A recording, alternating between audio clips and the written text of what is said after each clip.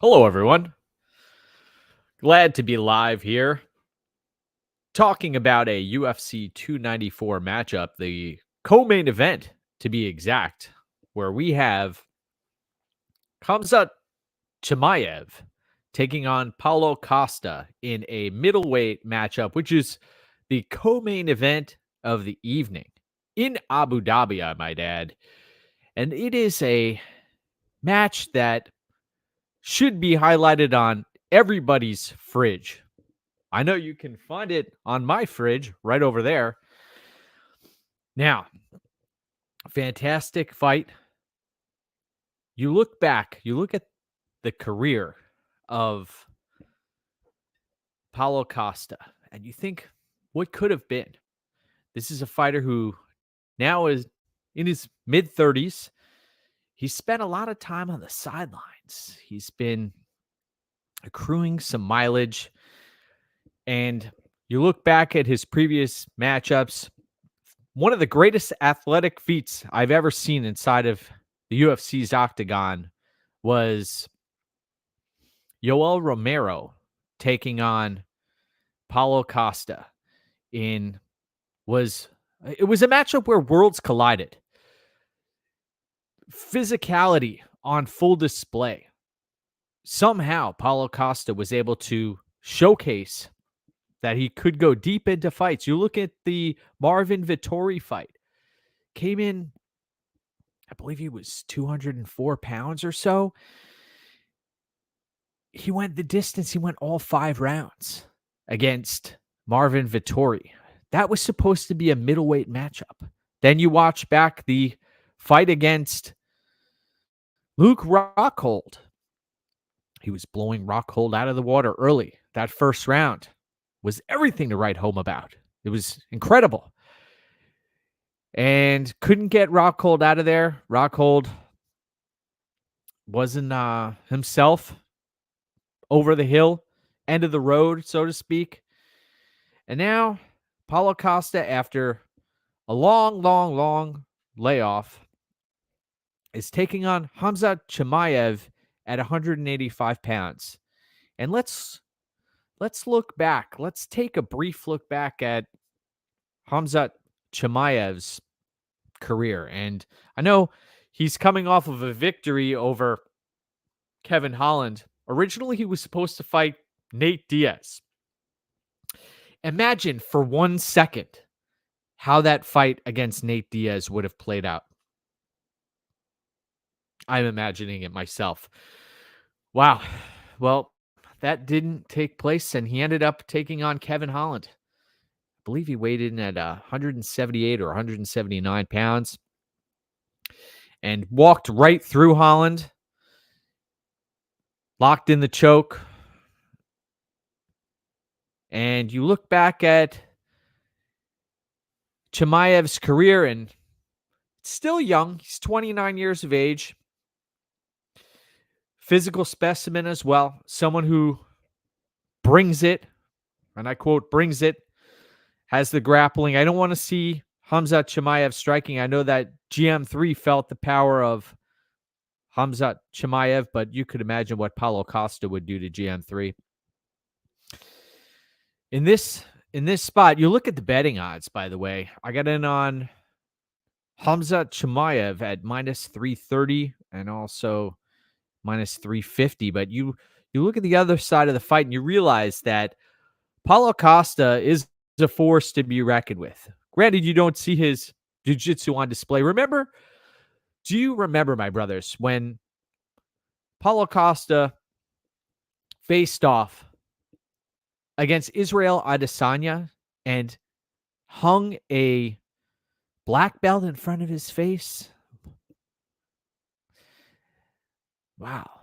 That ship has sailed. I know he blamed the loss on wine and a few other situations that may have taken place outside of the octagon, but you look back and you think of what could have been on the precipice of greatness, Paulo Costa.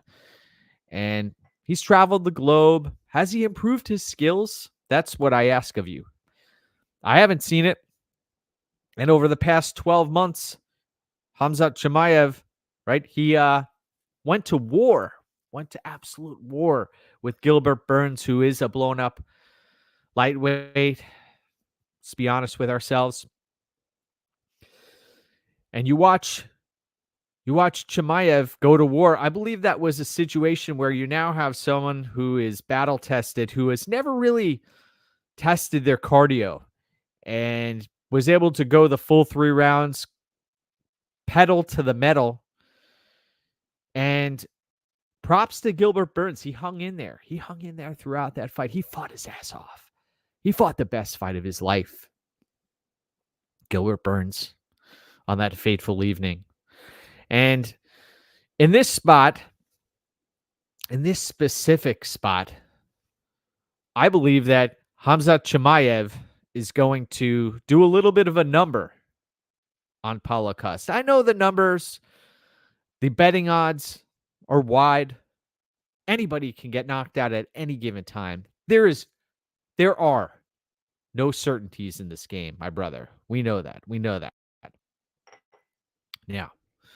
Now, we've got a few comments in this section. Lou, great to have you here today, by the way. I appreciate you. The bottom of that fridge will be filled in short order.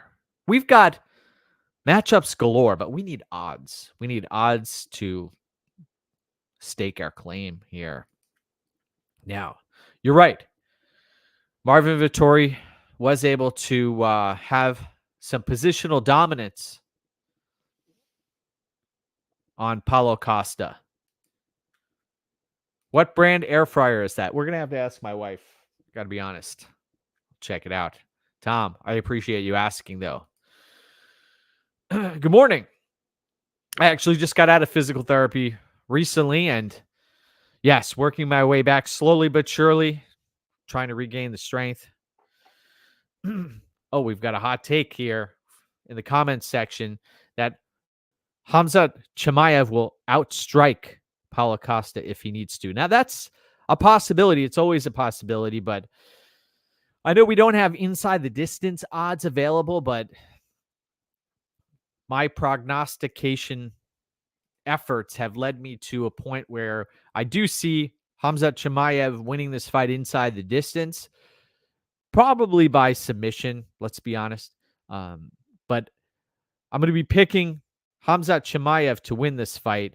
And Paulo Costa, you think of talent that sits on the sidelines, and I know that the Kevin Holland fight for Chimaev, that was his last bout, but look how much time that's elapsed since that fight, and you watch all of the footage of everything that's taken place behind the scenes. That we're not talking secret juice here. Chimaev has filled out into a frame where he's the taller fighter with the longer reach against Paulo Costa, and I suspect he's going to be I'm not going to say larger and heavier fighter inside the octagon, but I think it's going to be pretty close when it comes to similar sizes of each of their fighters. Now, you go back to the Yoel Romero fight with Paulo Costa. I have no idea how Paulo Costa made that weight, and now he's dropping back down to 185 pounds again. I know he did make weight for the Rockhold fight, but how many times can the human body do that? Excellent question. The pick's going to be Khamzat Chimaev, and I'm going to be picking him to win inside the distance. And I'm looking forward to fireworks on display in Abu Dhabi. I'm not sure how long this fight's going to last. I suspect the unders will be in play. But you talk about a matchup that's on the fridge. This is one of them. This is one of the matchups that ended up on the fridge. Look out for a tremendous amount of content from me in the near future. Remember to subscribe to the channel as well as like the video, and we will keep doing this every single day. That's the plan. That's the plan. Appreciate you. Thanks again, and onward and upward, my brothers. Let's go.